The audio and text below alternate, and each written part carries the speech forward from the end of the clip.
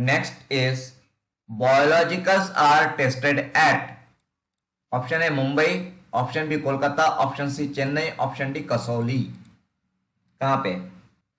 So biologicals are tested at Kasauli. ठीक है, it is Kasauli. ठीक है।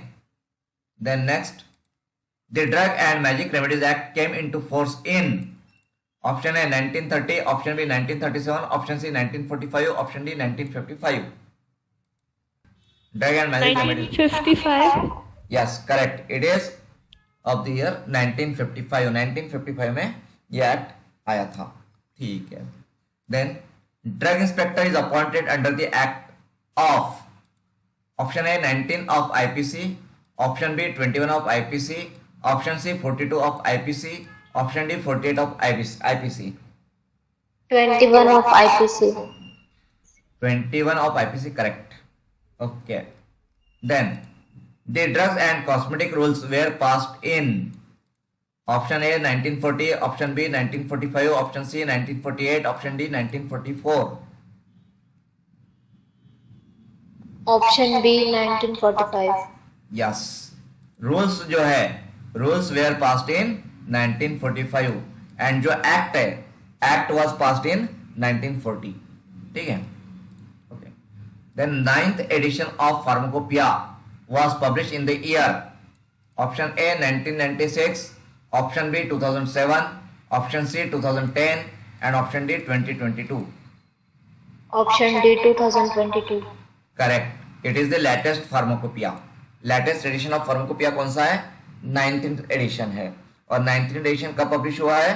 तो लास्ट ईयर 2022 में पब्लिश हुआ है। Then GMP requirement of factory premises plants and equipment, तो कौन से शेड्यूल में आता है? Schedule M, schedule P, schedule Q and schedule S. Schedule M. Correct, schedule M.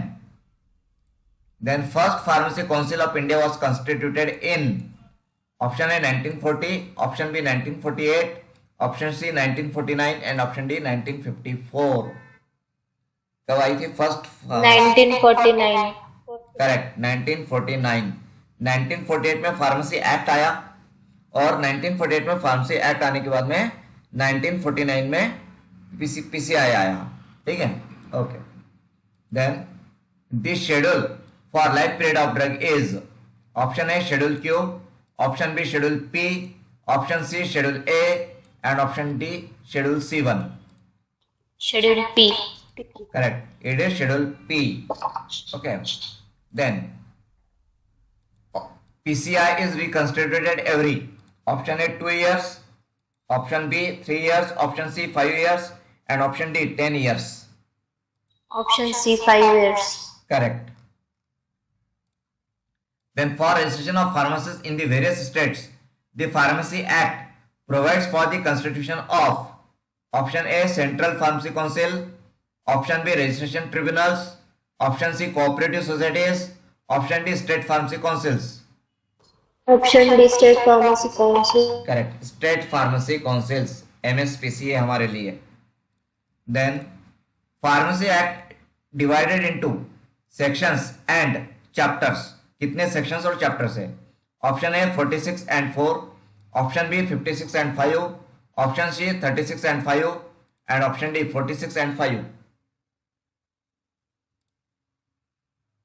तो कितने सेक्शंस है फार्मेसी एक्ट में और कितने चैप्टर्स हैं? तो फार्मेसी एक्ट में 40, Option A. नहीं डी है, Okay. 46 सेक्शंस एंड 5 चैप्टर्स है। ठीक है। Okay. Then next, advertisement of drug claiming to cure disease mentioned in Schedule J of Drug and Cosmetic Act 1940 is, option A permitted, option B prohibited, option C exempted, option D permitted with payment of fees। So Option B prohibited. correct, prohibited advertisement। Okay. Then DPCO 2013 included margin to retailer value is, कितना margin है retailer के लिए? Option A 16%, B 18%, C 22% and D 14%। Option A 16%. Yes, 16%. Correct. Then DPSU are published under option A Food and Adulteration Act, option B Essential Commodities Act, option C Patent Act and option D Drug and Cosmetic Act. So, किसके under में DPCO आता है, कौन से act में आता है, कौन से एक्ट के अनुसार आता है? Option B. Yes, option B Essential Commodities Act. Okay. Then next. So requirements of for efficient running of pharmacy prescribed under which schedule? Option A Schedule M, option B Schedule N, option C Schedule H and option D Schedule W. Option B Schedule N. Correct, Schedule N. Then next, DTAB is an administrative body. Option A advisory, option B consultative, option C executive, option D analytical. Option A Advisory. Correct. Then government analyst is appointed under which one of the following sections of the Drug and Cosmetic Act? So option A section 33F and 20, option B section 33G and 21, option C section 33G and 19, option D section 33F and 19. कौन से section के through? Government analyst. So it is A section 33F and 20. ठीक है. Then to appoint as drug inspector, a person should possess experience in option A manufacturing of cosmetics, option B manufacturing of only Schedule H drugs, option C manufacturing and testing of Schedule C and C1 drugs, and D manufacturing and testing of Schedule X drugs. Option C Manufacturing and testing of Schedule C and C1 drugs. Correct. Then question 50. Identify the wrong statement about qualified person as per D&C Act 1940 and rules thereunder. So option A holds a diploma or degree in pharmacy.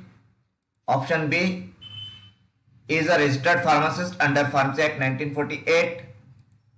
Then C holds a diploma or degree in pharmaceutical chemistry, and D holds medical degree such as MBBS, BMS, BHMS, etc.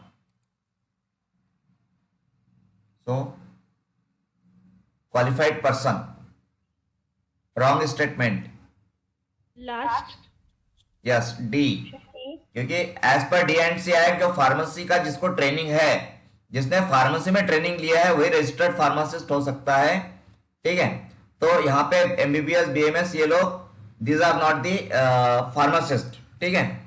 सो ये wrong है. ठीक है. Then RW coefficient value is important as per labeling standards of which of the following? Okay, option A vaccines, option B cosmetics, option C disinfectants, option D condoms. So क्या है correct answer? Do you know what is RW coefficient? RW coefficient क्या है? तो RW coefficient is radial walker coefficient. ठीक है. Radial walker coefficient. और ये coefficient क्या बताता है?